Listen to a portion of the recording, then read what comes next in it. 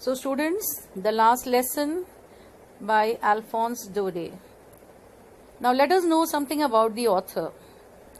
Alphonse Daudet was born on 13th May 1840 in France to Vincent Daudet, a silk manufacturer. He completed major part of his education from southern France, where he also worked as a school teacher. He did not enjoy the profession and the stress haunted him for months. In 1857, he abandoned teaching and started staying with his elder brother, Ernest Daudet. Ernest Daudet had been trying to earn a living as a journalist in Paris. Alphonse took to writing profession and his collection of poems was released in 1858. Though he was enlisted in the army, he fled from Paris during the terrors of Community of 1871. Daudet was employed in Le Figaro, where he authored plays which led him to be recognized. Daudet was also made the secretary by the all-powerful minister, the post which he held till Mornead's death in 1865. The year 1872 witnessed some of his works, namely Adventures Prodigious, De Tartane de Tarascon, and the three-act plays. Alphonse Daudet was also fond of writing for children. Towards the later phases of his career, he was suffering from spinal cord ailment through the disease but that disease did not restrain him from writing. He continued to write all kinds of books and entertain the Parisian literary and musical society. Now I am going to give you the detailed summary of the text and the analysis of the chapters. Now this is all about setting and the characters. Now let us discuss and analyze what is the setting of the story. Yes, the setting of the story is Alsace and Lorraine, which are the districts of France. These districts of France were captured by the Prussians during the Franco-Prussian War, and during the Franco-Prussian War, the Prussians imposed their rules on Alsace and Lorraine in France. The French people were deprived of their mother tongue and therefore they were subjected due to this imperialism. Now, Mr. Hamel was also very remorseful about this kind of condition because he was the one who was the French teacher there who tried to teach their language. Now coming to the main characters, Franz, the narrator of the story. Franz is a young schoolboy in the French region of Alsace-Lorraine in the 19th century.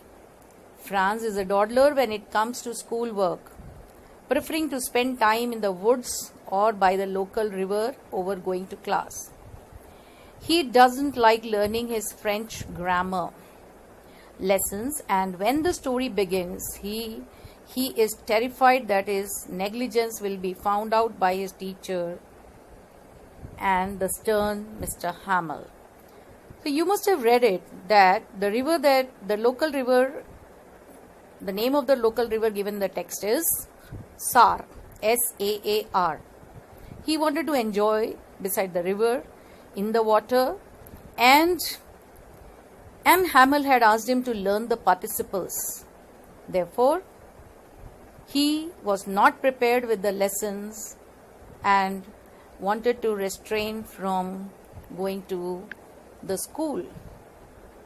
As he was walking very slowly, he reached the bulletin board, where Franz saw the people near the bulletin board, and they were looking very anxious. Franz did not understand what had happened, and therefore he wanted to rush towards his school. He thought that the bulletin board was the place from where there was always a bad news.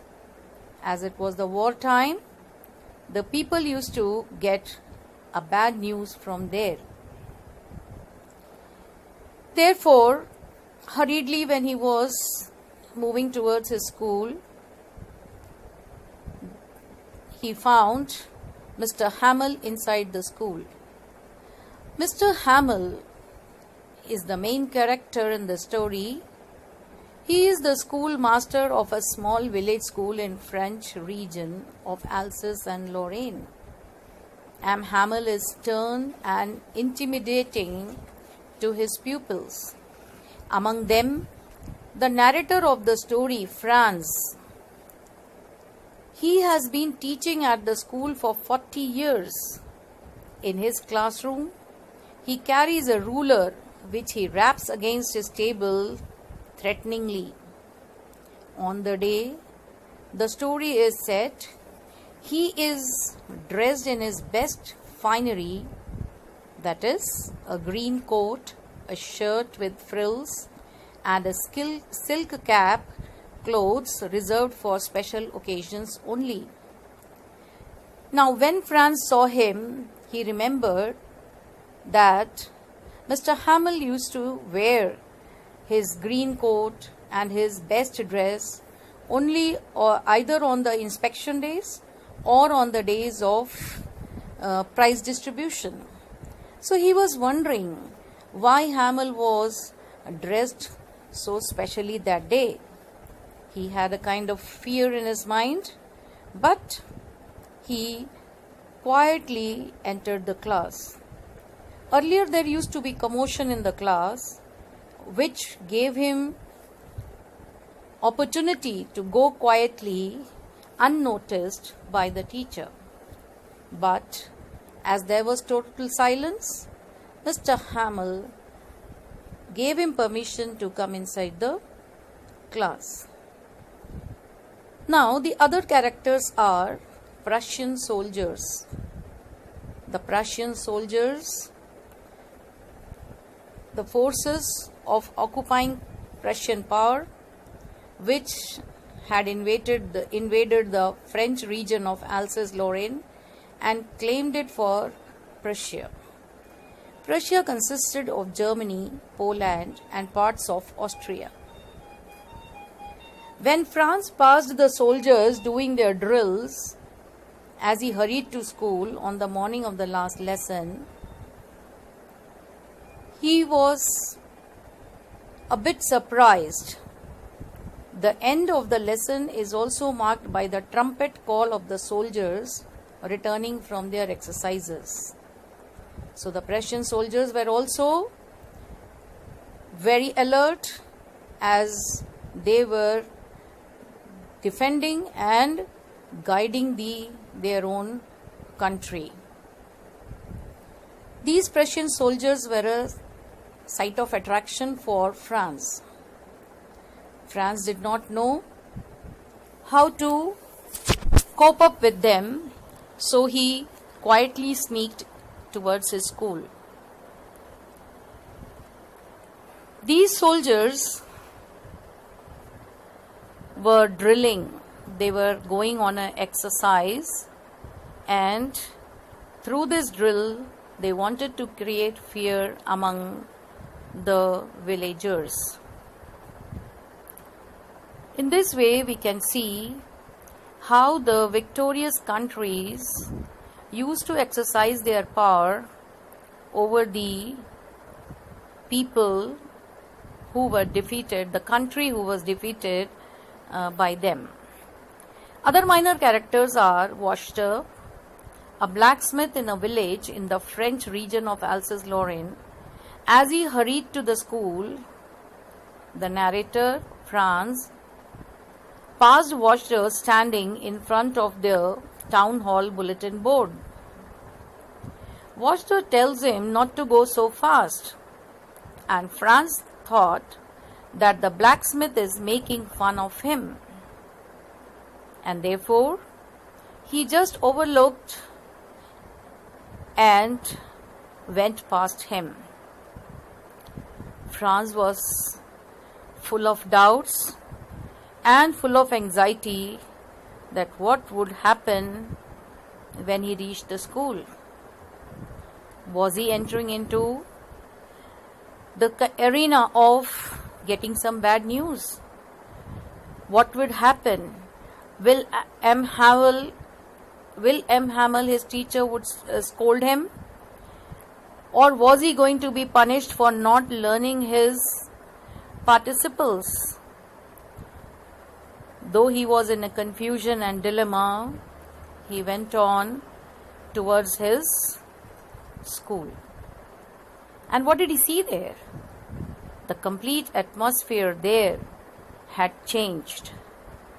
There was no commotion, there was no noise. Earlier, the situation was different, and the students used to make a hell of a noise. They used to, even Franz used to hear the rapping of the ruler of the teacher on the table. But when he saw this different atmosphere in the school, he became all the more skeptic and doubtful. So he wanted to quietly enter the class, but he was noticed by the teacher. Now you can see this paragraph in front of you. For a moment I thought of running away and spending the day out of doors. Do you know who has said this? Yes, it is the feeling of Franz. These are the important lines which express the feeling of Franz, because it was so warm, so bright. The birds were chirping at the edge of the woods, and in the open field, back of the sawmill, the Prussian soldiers were drilling. Sawmill. If you don't understand this word, sawmill, a mill where people used to work on the woods, on the wood. They used to cut woods, and the Prussian soldiers were drilling. It was all much more tempting than the rule for participles. But I had strength to resist. I here is Franz, and he says that he had the courage to resist himself. Resist the attraction towards the birds. Resist the attraction towards the river. Resist the attraction towards the edge of the woods and the chirping of the birds out of doors. He wanted to be out of doors, and Franz could feel that he should hurry off to the school rather than stay there, because he was at the same time afraid of the teacher, that the teacher might get angry. Now look at the second passage, which is very important. Franz says, usually when school began, there was a great bustle, noise, which could be heard out in the street. The opening and closing of desks, lessons repeated in unison. Unison means together, loud, and the teacher's great ruler rapping the table. Rapping, continuously beating on the table. But now it was all so still, silent, quiet. I had counted on the commotion to get on my desk without being seen. Students, please note, the phrase here, counted on, I gave it to you in the previous tutorial. Counted on means to make importance. I had counted on the commotion to get onto my desk without being seen. So Franz wants to say that he gave importance to this commotion, that he could not be noticed by the teacher when there was so much of noise and chaos in the class. He used to take advantage of it. He used to take advantage of this situation to get inside the class, and even though he used to be late, he used to quietly get inside. But of course, that day everything had to be as quiet as Sunday morning. But that was the different situation, and he saw that just like a Sunday morning, when everybody stands for the prayer. Now this next clip that I have chosen for you is very important again.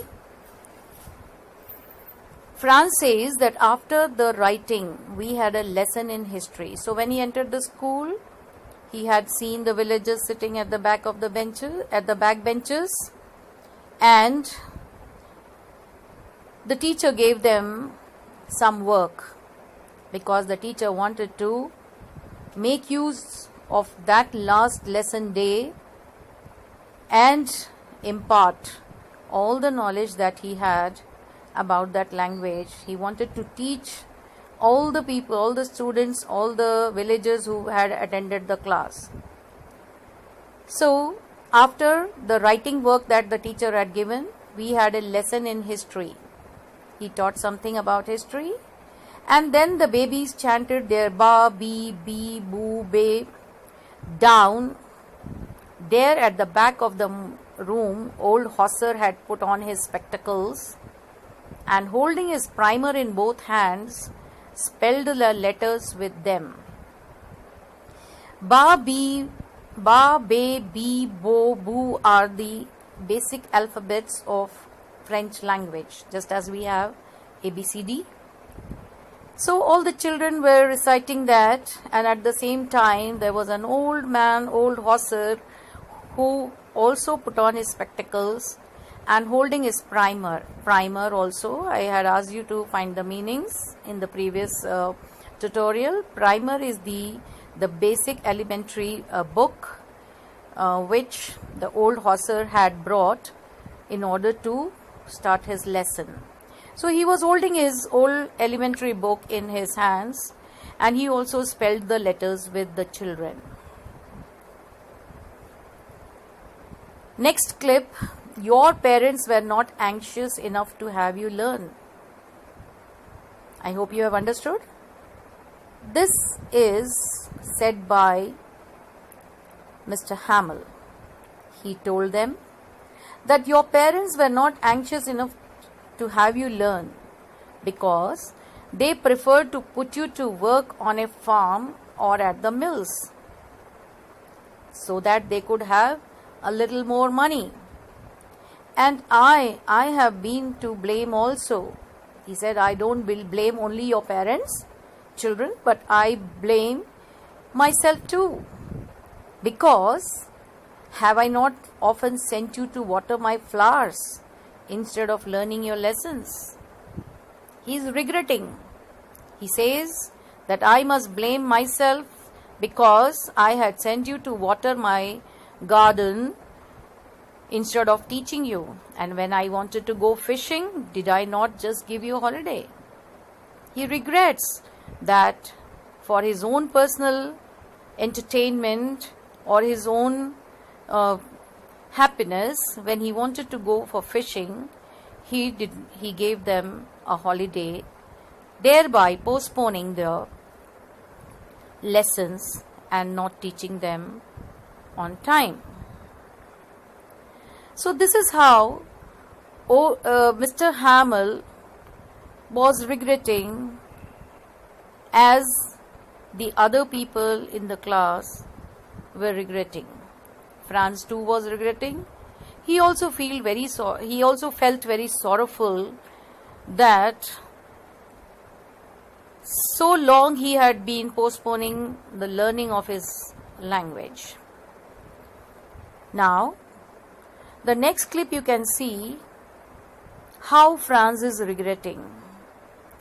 He says, "My last French lesson. Why, I hardly knew how to write. I should never learn any more." And he is wondering that he did not even know how to write his language, and now he will not be ever able to learn it anymore. Why, children? Because of the order. Now, which language would be taught? German. I must stop there then.